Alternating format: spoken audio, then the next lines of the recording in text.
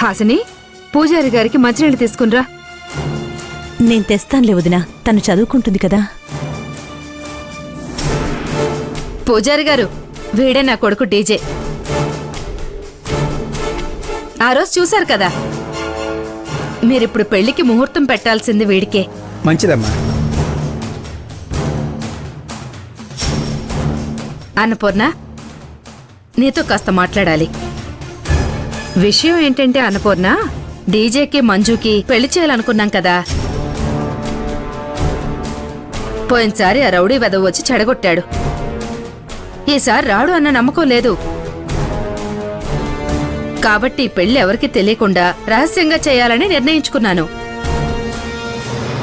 అందుకోసమే ముహూర్తాలు పెట్టించడానికి పూజారి గారిని పిలిచాను. ఇక చాలా ఆపండి అత్తయ్య.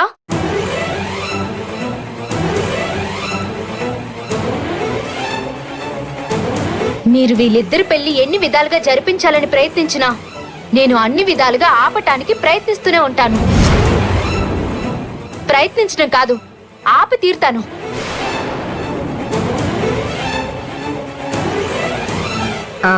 పంతులు గారు, దాని మాటలు మీరేం పట్టించుకోకండి. అసలు పెళ్లి కూతురు అది కాదు, దాని అక్క. పెళ్లి మనం రహస్యంగా చేయాలనుకున్నామని పాపం ఫీల్ అవుతుంది. చిన్నపిల్ల కదా, దానికి ఉంటుంది ఫ్రెండ్స్ అందర్నీ పిలుచుకోవాలని. అంతే. రహస్యంగా పెళ్ళంటే చేయనివను అంటుంది. అంతే కదమ్మా, చిన్నపిల్ల. కాస్త నచ్చ చెప్తే తనకే అర్థమవుతుంది. మీరు ముహూర్తం సంగతి చూడండి. ఈసారి పెళ్లిని ఎవరు ఆపుతారో నేను చూస్తాను.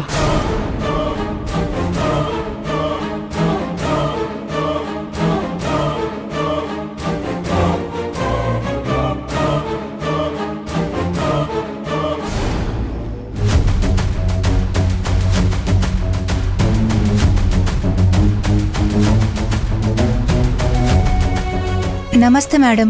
నమస్తే. ఏం జరిగింది? ఎందుకిలా సామానంతా చిందరవందరగా పడున్నాయి?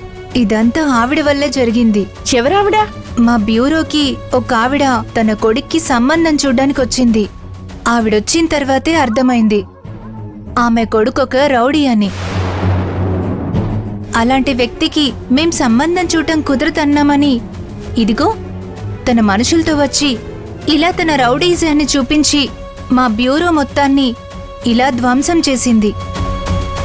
వాళ్ళకేమైనా పొయ్యకాలం వచ్చిందా ఏంటి? సంబంధం చూడమన్నందుకు ఇంత రచ్చ చేస్తారా?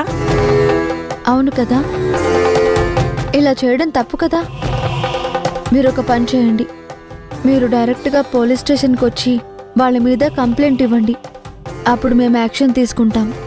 చాలా మంచి ఐడియా ఇచ్చారు. నేను ఆవిడ మీద కంప్లైంట్ ఇచ్చే తీరుతాను. పైగా కమిషనర్ మా తమ్ముడే. వాళ్ళని వదిలిపెట్టేదే లేదు. అవును, అసలు మీరెందుకొచ్చారు మేడం? అది సంబంధం చూడటానికి. అక్క, ఇప్పుడు కాదు. చూడండి, మీరు స్టేషన్కి వచ్చి కంప్లైంట్ ఇవ్వండి. మిగతాదేమైనా ఉంటే నేను చూసుకుంటాను. మీరేం కంగారు పడకండి. ఆవిడ రౌడీయిజం మా పోలీసుల ముందు పని చేయదు. అలాగే మేడం, వెళ్ళొస్తాం.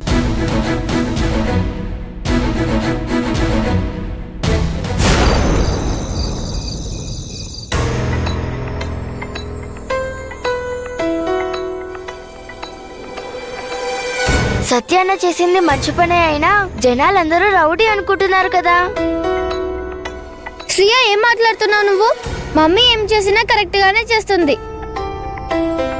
కరెక్టే, కాదనట్లేదు. కాకపోతే ఇప్పుడు చూడు, అందరి దృష్టిలో మనం చెడ్డవాళ్ళం అయిపోయాం కదా. అయితే వాళ్ళు ఎన్ని మాటలు అంటున్నా సైలెంట్ గా కూర్చోవాలా? నిజమే కదా మాట్లాడారు. శ్రియ, నువ్వు ఎక్కువగా మాట్లాడుతున్నావు. నువ్వు నోరు మూసుకొని కూర్చో. నువ్వే తప్పుగా మాట్లాడుతున్నావు. నువ్వే నోరు మూసుకో. నువ్వే తప్పుగా మాట్లాడుతున్నావు. అది నా కొడుకునందరి ముందు రౌడీ అంది. దానికెంత ధైర్యం లేకపోతే ఆ మాట అంటుంది? అసలు ఏమనుకుంటుంది నా సత్య గురించి? నీ కొడుకేంటో వాడేం చేస్తాడో నీకు తప్ప ఊళ్ళో వాళ్ళందరికీ తెలుసు. కాకపోతే నువ్వే అది ఒప్పుకోవట్లేదు.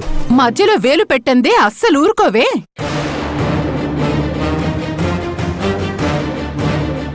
అసలే అదన్న మాటలకి నా ఒంట్లో రక్తం మరిగిపోతుంది. ఆ మాటలతో ఇంకా నాకు కోపం తెప్పించకండి. అసలు ఇదంతా జరిగింది ఆ పులి మంజు వల్లే. ఊరందరి ముందు నా కొడుకు పేరు చెడగొట్టింది.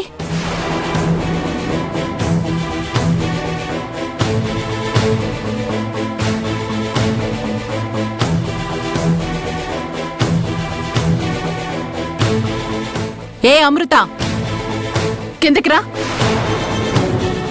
వస్తున్నాను అత్తయ్య.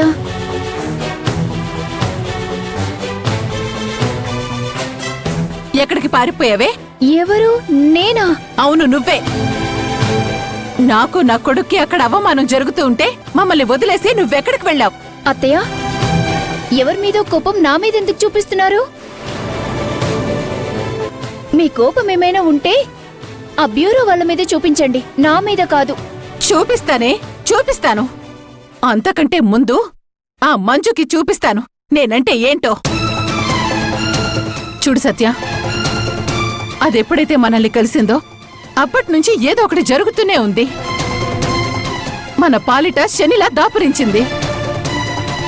దాన్ని ఏదో ఒకటి చెయ్యకపోతే నాకు మనశ్శాంతుండదు. అత్తయ్య,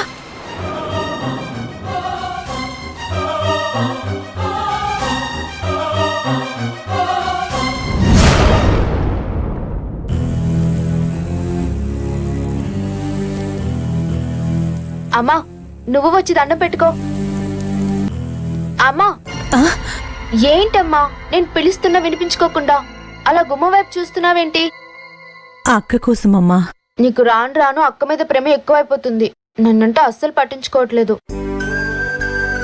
అదేం కాదమ్మా, రోజూ అది ఈ టైం కల్లా వచ్చేసేది. పైగా ఆ రౌడీ విధవేమో దీని వెంటే పడుతున్నాడు. మంజు ఇంటికొచ్చే వరకు నేను ప్రశాంతంగా ఉండలేనమ్మా. నువ్వేం కంగారు పడకమ్మా, అలాంటిదేం జరగదు. అక్కంటే ఎవరనుకున్నావు? మంజు, పులి మంజు. సింహమైనా సరే ఆ పులిని చూసి వనకాల్సిందే. అదిగో పులొచ్చేస్తుంది. అమ్మయ్యా, వచ్చేసావా మంజు? ఉండమ్మా, మంచినీళ్ళు తెస్తాను. ఏంటే పులంటున్నావేంటి? నువ్వింకా ఇంటికి రాలేదని అమ్మ నీకోసం కంగారు పడుతుంటే ఏదో నీకోసం 2 డైలాగులు చెప్పా. అమ్మ కదా, ఆ మాత్రం కంగారుంటుందిలే హాసిని. మంచినీళ్ళు తీసుకోమా. ఏంటక్క అంత ఆవేశపడుతున్నావు? ఇవాళేమైనా బందోబస్తుకెళ్ళొచ్చావా?